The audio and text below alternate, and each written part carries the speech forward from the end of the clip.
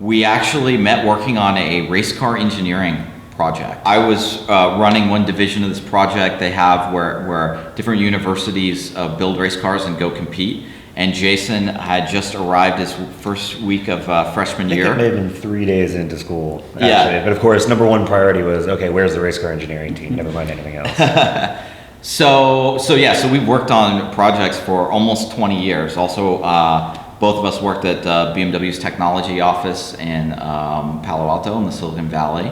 And then, Jason went on to go do a startup in New York. I did a bunch of stuff in the Silicon Valley. I set up a design studio in LA, did a bunch of entertainment tech work there, and then was running the digital side of Robert Downey Jr.'s company, Team Downey, both doing investments in technology as well as overseeing development of content, of games and web series.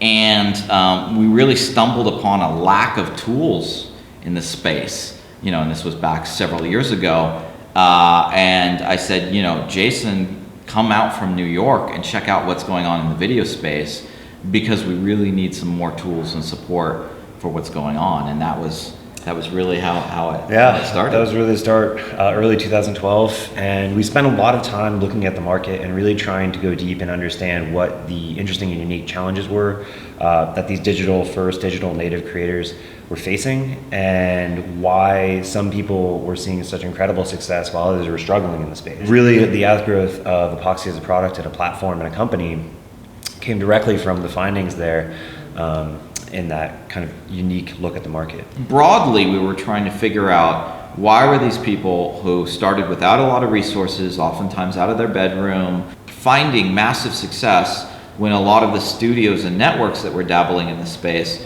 were spending, in some cases, millions of dollars and doing multi-episode web series, getting them in the can and releasing them to more or less crickets. We saw a lot of people that were big at the time that we talked to, like Phil DeFranco and Jenna Marbles, and people that were on their way up, like Hannah Hart, who basically let us see how they lived their lives, right? And that was really the important thing. It wasn't just very clinically asking about how do you edit this video, things like that, but it was more like, what takes up your day? One of the key parts was actually when we were interviewing Jenna Marbles, and we had all these questions about YouTube, and she was like, let's talk about Facebook. And we're like, okay, what do you want to talk about Facebook? And then she proceeded to go through a story on the role that Facebook played earlier in her career and the big fan following and the mechanics of that.